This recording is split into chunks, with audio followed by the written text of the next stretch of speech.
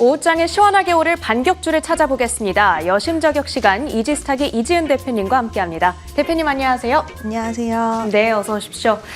코스피가 2,930포인트 선을 두고 줄다리기를 벌이고 있습니다. 일부 반도체주들이 상승을 해주고 있기는 하지만 영 시원하지가 못한 움직임인데요. 이제 오전장을 마무리하면서 오후장에는 어떤 종목들로 대응을 해보면 좋을지 대표님의 관심 종목 3가지 만나보도록 하겠습니다.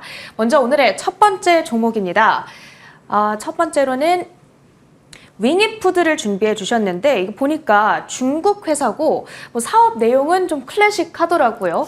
가공육을 만들고 있는 회사인데 어떤 기대 요인이 있을까요? 네, 일단은 윙잇푸드 같은 경우에 이제 나스닥 상장에 대한 기대감이 좀 실려 있는 모습이다라고 할 수가 있을 것 같고요. 그 전부터 관련된 소식은 좀 지속해서 나오고 있는 상황이었는데 오늘도 대표 인터뷰에서 좀 더 강한 자신감과 나스닥 상장 5월 말로 좀 예정이 되어 있는데 순조롭게 진행이 된다라는 소식이 나와줬고 또 대규모 배당이라든지 이런 주주 환원에 대한 부분도 좀 기대감을 갖게 만들어주는 그런 내용의 이슈가 좀 실렸습니다.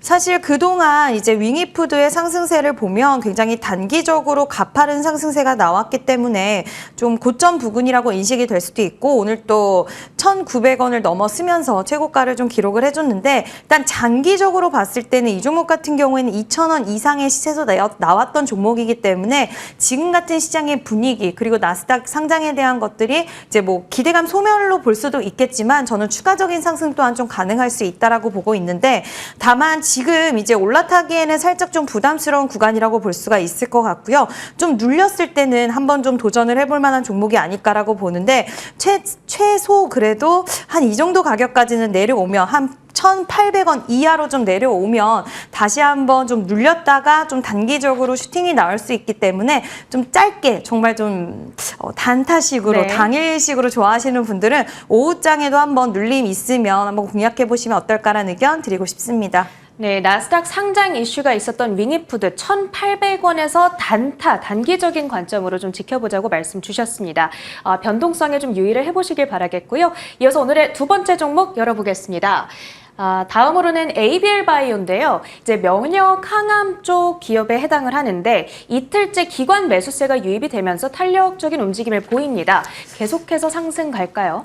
네, 그동안 이제 계속해서 우리가 좀 있었던 부분이 뭐였냐면 이제 제약바이오 관련된 기업들은 금리 인하에 대한 기대감이 후퇴를 하면서 굉장히 큰 폭으로 단기적 조정이 좀 나왔습니다. ABA 바이오뿐만 아니라 그동안 계속해서 좀 끌고 왔던 종목들 위주 뭐 알테오젠, HLB 모든 종목들이 좀 조정세가 나와줬는데 일단 다시 한번 최근 들어서 좀 흐름이 바뀌어주고 있습니다. 반도체 관련주들이 조정 흐름이 나오면서 바이오 관련된 기업들의 수급이 좀 들어오는 모습들 확인할 수가 있고요. 이제 AACL의 확회 모멘텀이 있었고 또 6월 달에 다시 한번 또 확회 모멘텀이 있기 때문에 이런 AACL, 아스코 우리가 계속해서 좀 상반기에 있는 이런 일정들을 통해서 제약바이오 기업들 다시 한번 힘내줄 수도 있을 거라고 생각이 되고요. 그동안 이제 이중한체 관련돼서 시장에서의 이제 관련된 모멘텀 그리고 기술력 쪽으로는 인정을 받아왔던 기업이고 이 기업의 대표 같은 경우에도 이제 시총 몸집을 굉장히 좀 크게 올리겠다. 이 기업의 가치를 끌어올리겠다라는 이야기도 올해 또 이야기를 했기 때문에 그에 관련해서 좀 기대감 많이 살려있는 상황이고요. 오늘 21선을 시원하게 돌파를 해줬기 때문에 저는 좀 상방으로 자리를 잡을 수 있는 가능성 충분히 있다라고 보고 있는 상황입니다.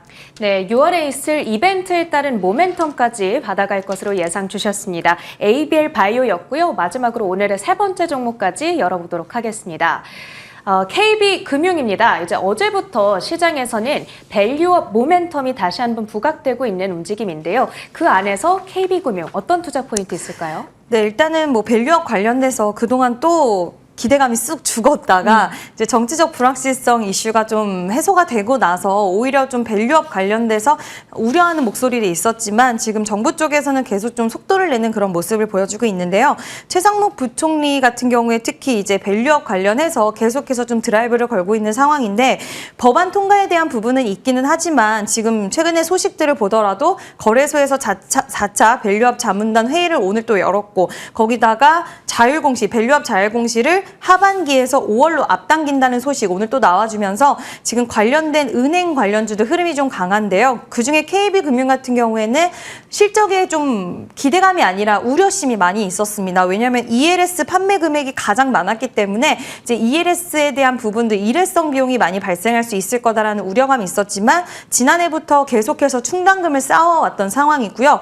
그리고 업종 내 최고의 자본 비율을 갖고 있고 외국인 지분도 보유를 하고 있기 때문에 저는 밸류업 관련된 프로그램 지금 시장에서 우려감이 기대감으로 바뀌고 있는 상황이라고 생각이 되고 있고 그중에서 KB금융 같은 경우에는 주주 환원에 대한 부분 그리고 실적에 대한 부분들도 잘 받쳐주고 있는 상황이기 때문에 1분기에 일회성 비용이 나가더라도 아까 말씀드린 대로 충당금에 대한 부분들도 있기 때문에 KB금융은 좀 더 탄력적인 모습 나와주지 않을까라고 좀 기대가 됩니다. 네, 이 가운데 이제 딱 하나를 골라야 한다면 어떤 것이 될지 대표님의 탑픽 종목 가격 전략 위주로 부탁드릴게요. 네, 그동안 제가 이제 제약바이오 기업들은 잘 다루지를 않았었는데 오늘은 좀 제약바이오 관련돼서 반도체 공백을 메워줄 수 있다라고 생각을 해서 ABL 바이오를 탑픽주로 한번 꼽아봤고요. 21선 강하게 돌파를 해주면서 오늘 좀 추세를 좀 강력하게 돌렸다라고 할 수가 있을 것 같고 6월에 이제 이벤트가 있는데 보통 이벤트 직전 한 달 전부터 해서 주가 흐름이 계속해서 움직이기 때문에 지금부터 좀 우리는 봐야 될 것 같고요. 목표가 같은 경우에는 1차적으로 27,000원 부근 좀 잡아드릴 수가 있을 것 같고 손절선은 최근에 이제 저점 부근이었던 바닥을 다졌던 21,000원으로 제시해드리도록 하겠습니다. 네, 마지막으로 AS까지 챙겨보도록 하겠습니다. 3월 26일 말씀 주셨던 YIK 지금 35% 최고가 기준 수익률 잡아가고 있는데요. 이제 나흘 연속 오르다가 오늘 쉬어갑니다. 어떻게 할까요? 네, 말 그대로 좀 쉬어가고 있는 것 같고 혹시라도 이제 방송을 보고 보유하고 계신다, 아직도 보유하고 계시는 분들은 조금 더 가져가셔도 될 것 같고요. 이 종목 같은 경우엔 삼성전자 관련된 이제 기업인데 저는 사실 삼성전자가 이제 뭐 수율에 대한 부분이라든지 이런 것들 아직 잡아가야 되는 부분들은 있겠지만 결국에는 계속해서 최첨단 패키징을 지금 얘기를 하고 있고 선보이고 또 기술에 대해서도 엔비디아에 대한 부분들이 좀 모멘텀이 남아있기 때문에 이런 것들로 봤을 때 YIK 오늘 쉬어가는 부분이라고 좀 판단을 하고 있고요. 추가적인 상승 탄력은 저는 나와줄 수 있다라고 보고 있습니다. 다만 지금 약간은 고가에 있기 때문에 혹시라도 신규로 진입하시고 싶으신 분들은 정말 소액으로만 좀 매수를 하셔야 되고 5일선을 이탈하지 않는 범위 내에서 칼 손절을 잡고 좀 대응을 하시는 게 어떨까. 9,200원 칼 손절 잡고 대응하셔야 된다는 부분도 이야기 드릴 수 있을 것 같습니다. 네, 알겠습니다. YIK는 조금 더 기대를 해보도록 하겠습니다. 이렇게 여심저격 시간 이지스탁의 이지은 대표님과 함께했습니다. 대표님 고맙습니다. 네, 저희 터닝포인트 11도 여기서 마치겠습니다. 시청해주신 여러분 고맙습니다.